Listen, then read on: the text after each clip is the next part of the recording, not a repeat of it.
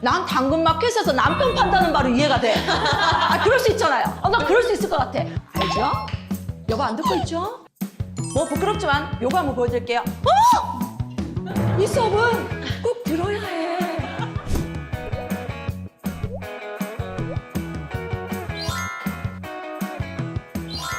여러분들 피자 좋아하시죠? 네. 근데 만약에 이렇게 온판 피자가 아니에요? 어떤 사람이 이렇게 먹다 남은 피자를 팔겠다고 당근마켓에 올렸어요. 그런데 소스도 뿌려놨다네요. 먹다 남은 콜라도 주겠다네요. 근데 2,000원에 한 조각에 판대요. 사시겠습니까? 안 사요. 이거 안 사죠. 근데 이게 팔렸다고 하더라고요. 그죠? 난 당근마켓에서 남편 판다는 말이 이해가 돼. 아, 그럴 수 있잖아요. 남편 팔 수 있잖아. 그죠? 메뉴를 모르겠어. 시어머니가 반품을 안 받아줘. 나 그럴 수 있을 것 같아. 난 여기까지는 이해가 된단 말이에요. 근데 피자를 먹다 남은 걸 2개를 판다라고 했을 때 한 조각을 사겠다고 하는 그 사람 이해 안 돼. 제가 이 얘기를 하는 이유가 사람이 이해가 잘 안 된다는 겁니다. 이런 대학이 있다 그러더라고요. 2013년에 열었어요. 2014년에 첫 수업을 합니다. 교수자가 발언을 하네요. 그러니까 교수자 발언이 15%밖에 안 되는데 시험을 LBA 방식으로 써요. 그러니까 로케이션 베이스드 어사이먼트를 하는 거죠. 그러니까 그 지역의 현안 문제를 가지고 중간고사, 기말고사를 쳐요. 그런데 이 대학의 합격률이 2%밖에 안 되네. 얼마나 낮은 거냐? 하버드 대학교가 4%에서 7%. 그러니까 하버드보다 들어가기가 더 어려운 대학교. 그런데 등록금은 하버드 8천만 원, 여기 2,700만. 근데 학교가 존재하지 않아. 그냥 온라인으로 한 수업을 해. 그런데 여기를 졸업하기만 하면 빅테크의 CEO들이 오라고 막 기다리고 있는 이런 학교. 그죠? 이런 학교 들어보셨습니까? 미네르바? 그렇죠. 이게 미네르바 스쿨이에요. 저는 이런 얘기를 좀 드리고 싶어요. 굉장히 변화가 많아요. 근데 우리는 사람을 이해할 수가 없어요. 그런데 내가 알고 있던 제일 좋은 대학교라 불렀던 서울대학교와 하버드대학교, 내가 알고 있던 지식이 깨어지고 있어요. 그래서 우리는 변화를 좀 알아봐야 되지 않을까라는 생각이 들어요. 자, 여러분들의 구성원을, 여러분들의 자녀를 어떻게 가르치실 건가요? 여러분들이 알고 있는 지식으로 내가 이때까지 성공했는 방식으로 이걸 가르치시는 건가? 아니면 그들이 지금 이 변화의 속도를 받아들이면서 변화를 인지하면서 스스로 배우게 할 건가? 우리는 이 부분을 생각을 좀 해볼 필요가 있을 것 같아요. 제가 어떤 영상을 봤는데 대기업의 점심시간이에요. 사람들이 엘리베이터 앞에서 이 개찰구를 빠져나가기 위해서 계속 기다리는 거예요. 왜요? 12시 땡 하면 점심 먹으라고 조직에서 얘기했거든요. 사람을 획일적으로 관리했을 때 이런 사태가 벌어진다는 겁니다. 그래서 시스템은 관리 대상이지만 사람은 리드하는 대상이라는 거죠. 그래서 우리가 한번 알아보자고요. 생성형 AI가 가져온 변화, 그 속에서 우리가 어떻게 해야 될 건지 지금부터 이야기를 한번 해보도록 하겠습니다. 우리가 이걸 코로나 이후에 가장 큰 변화라고 하면 뭐를 꼽을 수 있을까요? AI겠죠. 그죠? 2023년에는 올해의 과학자상에 도구가 처음으로 AI로 들어갔죠. 사람이 아닌데 과학자상에 들어갔고 2024년에는 노벨 화학상에 AI 관련한 구글 딥마인드의 기술자가 들어가기도 했습니다. 이 굉장히 놀라운 지점이기도 해요. 근데 이제 이러한 생성형 AI가 2022년 11월 30일에 나왔죠. 자, 그러고 난 다음에 2023년에 우리는 뭐라고 불렀냐면 일상형 AI의 원년이라고 불렀습니다. 그러니까 AI가 군사용으로 사용이 되는 건 알겠는데 뭐 어떤 기업적으로 사용이 되는 건 알겠는데 내 손 안에 AI가 어떻게 사용되는지를 처음 알게 된 해가 2023년이라고 보시면 돼요. 티핑포인트라는 용어가 있습니다. 티핑포인트라는 게 뭐냐면 더 이상 티끌이 쌓여서 마지막 티끌 하나가 탁 떨어져서 이 태산을 이뤘던 산이 와르르르 무너지는 그 지점. 그러니까 어떤 기술적인 임계점에 도달해서 이 기술의 변화가 폭발적으로 성장하는 지점을 티핑 포인트라고 그러는데 이 티핑 포인트를 2023년에 몇 년이라고 얘기했냐면 2025년이라고 얘기했어요. 그래서 우리가 지금 올해 굉장히 AI 쪽으로 변화를 많이 보고 있죠. 이러한 티핑 포인트가 되는 이 생성형 AI 쪽에서 굉장히 중요한 특질이 뭐냐면 멀티모달이었었어요. 자, 이 멀티모달이 뭐냐면 여러 가지를 동시에 학습을 시키는 거죠. 그러니까 챗GPT가 처음 나왔을 때는 텍스트만 넣었었어요. 그러니까 결과가 텍스트로만 나왔죠. 근데 지금 어떻게 해요? 텍스트와 이미지와 여러 가지를 다 넣을 수 있습니다. 그러면 우리가 이렇게 할 수 있겠죠. 챗GPT에게 이렇게 얘기를 하는 거예요. 지브리 스타일로 내 얼굴을 좀 예쁘게 그려줘. 포인트는 예쁘게야. 그죠? 이렇게 넣어줬어요. 뭐라고요? 채팅으로.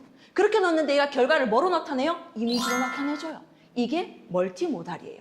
그래서 이 멀티모달이라는 특성 가지고 중간에 있는 게 트랜스포머, 변환하는 거거든요. 그래서 이 트랜스포머의 T가 챗GPT의 T라고 생각하시면 돼요. 이 굉장히 중요한 특징이거든요. 쉽게 말하면 이런 거죠. 이 멀티모달이라는 특성이 생성형 AI의 변화를 굉장히 중요하게 가져오는 부분이에요.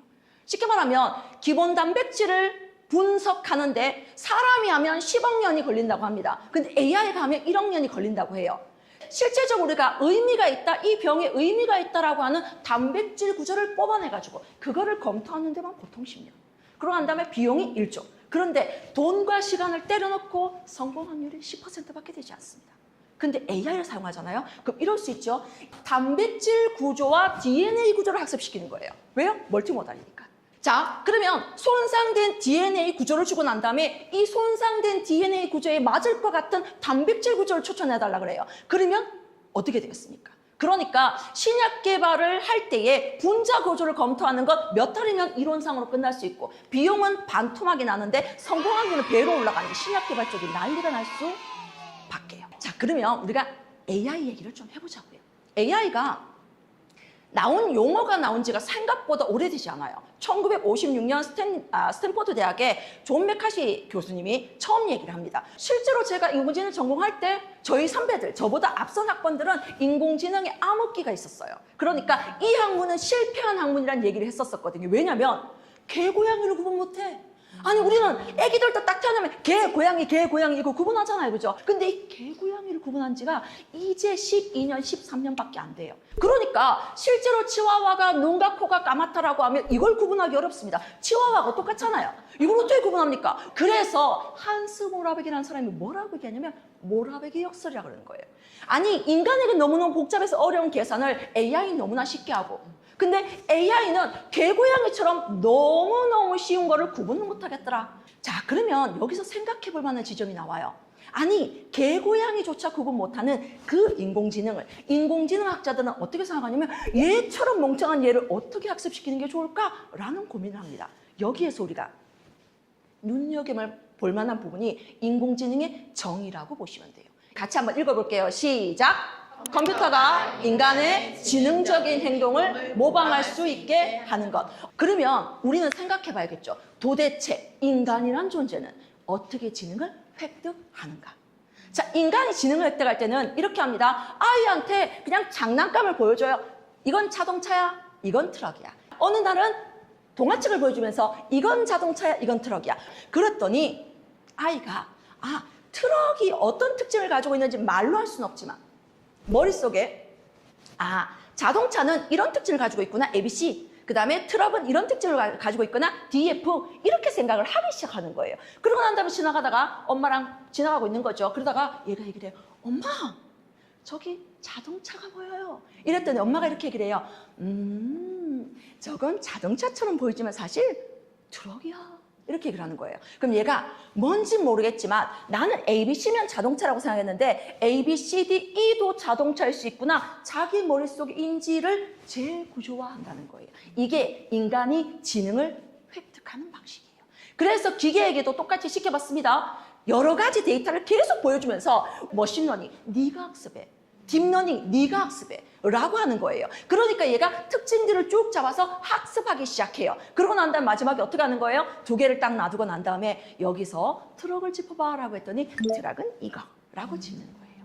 자, 그래서 우리가 이 생성형 AI의 변화는 딥러닝이 아마 가져온 변화 중에 하나가 아닐까라는 생각을 좀 하게 되는 부분들인데요. 그전에는 저희가 인공지능을 연구할 때까지만 해도 데이터가 모자란다는 생각을 못했어요. 그런데 나중에 보니까 얘가 머신러닝을 할 수 있을 정도의 데이터량이 필요했던 거고 그래서 인공지능의 발달 뒤에는 빅데이터가 있다는 얘기를 하는 거예요. 자, 이 빅데이터를 여러분들이 조금 잘 보실 수 있는 게 예전에 2021년에 나왔던 이 이루다 챗봇 기억나세요? 이루다 챗봇이요. 혐오 반론이 좀 많았었어요. 인권 문제 뭐 이런 것들이 좀 많았었거든요. 흑인 싫다며 왜 싫어? 모기 같아서 싫어. 임산부색 싫어, 핵 싫어, 왜 싫어, 혐오스러워 싫어 이렇게 얘기를 한 거죠. 그래서 굉장히 논란이 되면서 2021년에 사업을 접었는데 2021년에 I will be back 돌아왔습니다. 그러면서 뭐라고 하냐면 이 이루다 챗봇의 성별이 여자거든요. 그래서 물어봐요. 루다야, 남자친구랑 진다 어디까지 나갔어? 이렇게 물었더니 르다가 얘기해. 왜 이래? 내 프라이버시거든. 그런 거 묻지 말래? 이렇게 얘기를 하는 거예요. 이 두 개 버전의 차이가 뭐냐면 그전에는 데이터를 오염된 데이터를 학습한 거예요. 그러니까 그 데이터를 학습하니까 오염된 데이터가 들어오면 garbage in, 쓰레기가 들어오면 garbage out, 쓰레기가 나간다는 거예요. 그러니까 데이터의 중요성을 다시 알게 되는 거죠. 자, 여기에서 여담을 한번 여쭤볼게요. 우리가 만들어내는 데이터 중에서 자발적으로 거짓말하지 않는 굉장히 고가의 데이터가 뭘까요? 어떠세요? 뭐가 있을까요? 자, 이 데이터가 의료 데이터예요. 의사 앞에 가서 여기가 아픈데 이쪽이 아파요라고 얘기하지 않아요. 안 아픈데 아프다고 얘기하지 않고 아픈데 안 아프다고 얘기하지 않는다는 거예요. 그래서 의료 데이터는 굉장히 순도가 높고 굉장히 고가에 거래될 수 있는 데이터이더라라는 얘기를 좀 하는 거죠. 그래서 4차 산업혁명의 에너지라 부르는 것, 우리가 구글에 투자하는 이유가 뭡니까? 구글이 한동안 약진을 면치 못했잖아요. 그럼에도 불구하고 구글에 계속 투자했던 이유는 데이터를 가지고 있기 때문이에요. 데이터를 가지고 있는 기업 망할 수 있죠. 망할 수 있지만 망하더라도 언제 망한다? 제일 늦게 망하지 않을까라고 생각한다는 겁니다. 그래서 자, 이 데이터를 잘 활용하는 사례를 한번 보여드릴게요. 이게 서울의 히트맵 지도예요. 여기에 뭐가 몰려있냐면 상자 기업 본사가 몰려있어요. 뭐가 많겠어요? 사람도 많겠죠? 뭐가 많겠어요? 돈도 많겠죠. 자, 그런데 은행 지점들을 살펴봤어요. 그랬더니 붉은색일수록 좀 더 진한 밀집도가 높은 이런 히트맵인데요. 실제로 유사도를 굉장히 가지고 있죠. 은행은 상장기업 본사처럼 거기만 몰려있을 수는 없어요. 흩어져 있긴 하지만 이 밀집도가 굉장히 비슷하더라는 거예요. 그래서 이 데이터를 가장 잘 활용한 데가 어디다? 스타벅스. 요즘 저희 동네도 스타벅스가 생기는 거 보니까 데이터 기반 안 하는 것 같긴 한데 어쨌든 간에 데이터를 기반으로 하는 가장 대표적인 기업 이런 거죠. 자, 그렇다면 이제 우리가 한번 생각해 봐야겠죠. 우리가 인공지능 얘기를 좀 하고 있는데 이러한 인공지능의 역사가 어디까지 왔나 봤었을 때 인공지능의 종류가 약한 인공지능, 강한 인공지능. 우리가 챗GPT-5가 나올 때 이 강한 인공지능이 가능하지 않을까라고 기대했는데 살짝 아쉬운 지점이 있었죠. 우리가 지금 사용하고 있는 인공지능은 약한 인공지능. 그러니까 특별한 기능들을 수행하는 범용이 아닌 이런 인공지능들이죠. 근데 강한 인공지능은 영화에서 보는 것처럼 인간이 쓸모가 없어. 얘들이 문제가 있어. 핵버튼 눌러서 싹 쓸어버리겠어. 요게 강한 인공지능이에요. 그러면 이 약한 인공지능과 강한 인공지능을 구분하는 가장 특이한 점이 뭘까라고 했을 때 이걸 자율성이라고 불러요. 자, 자율성이 뭔지 한번 얘기를 해보자고요. 청소기 로봇이 있습니다. 청소기 로봇이 이렇게 얘기를 하는 거죠. 나 오늘 너무 피곤하잖아. 청소 좀 해줄래? 라고 했더니 청소기가 나도 꽤 피곤하잖아. 내일 해줄게. 이건 자율성이에요. 로봇 청소기가 자율성을 가지고 있는 거예요. 그런데 핵 연료봉을 시키는 인공지능이 핵 연료봉 온도가 올라갔어. 좀 식혀줄래? 라고 했더니 내가 오늘 기분이 너무 글루밍해가지고 내일 해줄게. 이런 자율성을 가지면 곤란하다는 거예요. 그래서 우리가 그런 걱정하잖아요. 인공지능 시대가 되면 와 정말 기계가 사람을 미워하지 않을까? 그래서 사람을 죽이지 않을까? 그럴 가능성 굉장히 낮습니다. 이 친구 아세요? 굉장히 예쁘죠? 이 친구와 저의 공통점은 뭘까요? 예쁘다는 거예요. 정말 상상도 못하셨는 답인가 봐요. 자, 이분은 이제 사회적으로 굉장히 예쁘신 분이고 저는 저희 집에서 제일 예쁘죠. 왜냐면 저희 집에 여자가 저 하나밖에 없어요. 미모로 탑을 달립니다. 제가 집에 가면 만인 대접을 받아요. 알죠? 여보 안 듣고 있죠? 자, 어쨌든 그렇더라 라는 겁니다. 근데 이제 공통점은 예쁘다는 건데 차이점은 이 사람은 실존하는 사람이 아닌데 저는 실존한다는 거죠. 이 사람이 버추얼 유튜버 루이라는 친구예요. 이 몸과 목소리는 다 진짜인데 얼굴만 딥페이크 기술로 아직도 활발하게 활동을 하고 있는 인플루언서라고 보시면 됩니다. 이게 기술이 발달될수록 여러 가지가 중요하겠지만 개인적으로 저는 여담이긴 합니다만은 인문학이 더 중요하다라는 뉴스 기사 되게 많이 나올 거예요. 기술이 중요하고 기술이 발달되고 있는데 왜 인문학이 중요할까라는 것들을 좀 생각해 보실 수 있을 것 같은데요. 여기에는 뭐가 숨어 있냐면 창발적 현상이라는 게 숨어 있어요. 창발적 현상 뭐예요? 느닷없이 나타나는 것. 이게 자연계에서는 생각보다 잘 나타나는 현상입니다. 자, 어떤 현상이냐면 이런 거예요. 이 사진 한번 보세요. 뭔 것 같으세요? 벌? 그죠? 이거는 개미가 벌집에 알을 빼내가는 장면이에요. 지금 보시면 개미잖아요. 그죠? 굉장하죠? 자, 이런 것들이 자연계에서는 잘 나타난다는 거예요. 무슨 말이냐면 개미가 100마리 모였을 땐 별 소용이 없어. 근데 수천 마리가 모였거나 수백 마리가 모여있으면 손을 잡고 저길 가가지고 지금 애벌레를 쑥 빼오는 거예요. 이러한 창발적 현상이 규모의 법칙에 의해서 AI에서 나타나는 걸 경험했습니다. 실제로 챗GPT가 처음 나왔을 때는 영어 베이스로 학습이 됐었습니다. 근데 얘가 어느 날 갑자기 독어를 독해하네, 스페인어를 독해하네, 왜 갑자기 저런 능력들이 나올까라는 것들인 거죠. 근데 이러한 것들이 데이터의 규모를 늘리면서 느닷없이 나오는 능력인데 왜 이러한 능력이 나오는지를 개발자도 몰라요. 며느리도 몰라요. 아무도 몰라요. 그러니 저러한 현상이 왜 나타나는지를 알 때까지만이라도 규모를 늘리지 말자 이런 얘기를 하고 있는데 이게 되겠습니까? 기업은 이윤을 추구하고 빨리 AI 시장을 선점해야 되는데, 그러니 실제로 이제 이 사람이 사모펀드까지 하시는 슈어머치먼인데, 이분이 이 옥스퍼드 대학에 인문학으로 2천억 지원을 합니다. 그러니까 2천억 지원이라는 게 어느 정도냐면 르네상스 이후에 인문학의 최대 지원 부활이라고 할 정도의 금액입니다. 근데 왜 이러한 AI 시대에 인문학에 이들은 관심을 가지는 걸까요? 옥스퍼드 부총장이 나와서 이런 얘기를 했어요. 인류가 계속 이 기술들을 통제할 수 있었으면 좋겠다는 거예요. 그러니 이게 AI가 성능을 가지고 가더라도 이걸 통제할 수 있고 통제할 수 있어야 인류에게 좋은 방향으로 AI를 가져가는 게 가능하다는 거죠. 예전에는 AI를 군사적으로 사용하지 말자고 그랬어요. 근데 지금은 말이 안 되죠. 이미 하고 있는 부분들이거든요. 그러면 이게 인류 보편적인 선에 의해서 갈 수 있도록 우리는 좀 더 노력해야 되고, 그래서 AI 시대에 인문학이 뜰 수밖에 없는 이유가 되기도 합니다. 저는 이 AI를 전공하긴 했지만 AI가 너무너무 좋아질수록 이 생각이 나더라고요. 갑각류. 이 갑각류가 성장하려고 하면 어떡합니까? 정말 많은 천적들이 있는 그 가운데에 이 껍데기를 벗고 가장 연약한 상태로 있죠. 우리가 아마 이렇게 굉장히 어려운 시기를 가고 있다라고 제가 말씀을 드리고 있는데, 이 시기가 우리가 지금 성장해야 될 탈피의 시기가 되지 않을까라고 생각이 듭니다. 실제로 벤츠에서 처음 차를 만들었을 때는요, 자동차를 운전하는 사람은 1000명밖에 되지 않을 거다. 왜? 자동차는 혁신가들이 만들었으니까.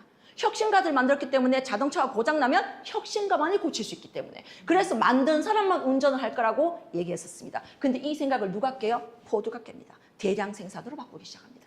그랬더니 뭐가 만들어집니까? 자꾸 사람들이 운전을 하다 보니까 도로가 만들어지고요. 도로가 만들어지니까 자꾸 부딪힙니다. 신호등이 만들어지고요. 신호등이 만들어지니까 사고가 날 수 있으니까 병원이 만들어지고요. 병원, 응급실이 만들어지고요. 응급실이 만들어지니까 보험회사가 만들어지고요. 보험회사가 만들어지고 나니까 사람들이 차를 타고 여가를 즐기더라는 거예요.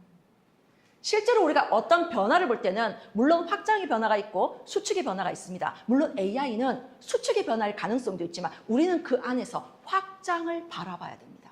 제가 마지막으로 드릴 얘기는 이런 거죠. 이렇게 변화가 많은 시점에서 우리가 이 AI의 변화를 강사의 입장으로 혹은 또 여러 학습자의 성장을 도와주는 입장으로 이끌 것인지, 아니면 따라갈 것인지, 아니면 비킬 것인지. 최소한 이끄는 건 못하더라도 변화를 보고 따라가는 지점은 되어야 되지 않을까라는 생각을 들으면서 마지막으로 이 수업은 꼭 들어야 해. 그죠? 자, 이 시대를 살아갈 여러분들에게 가장 필요한 지식으로 AI와 또 리더십에 관련한 얘기를 진행하는 저희의 수업을 들어주셔서 감사드리고, 구독, 좋아요 이거 꼭 눌러주시면서 마무리 짓도록 하겠습니다. 수고하셨습니다.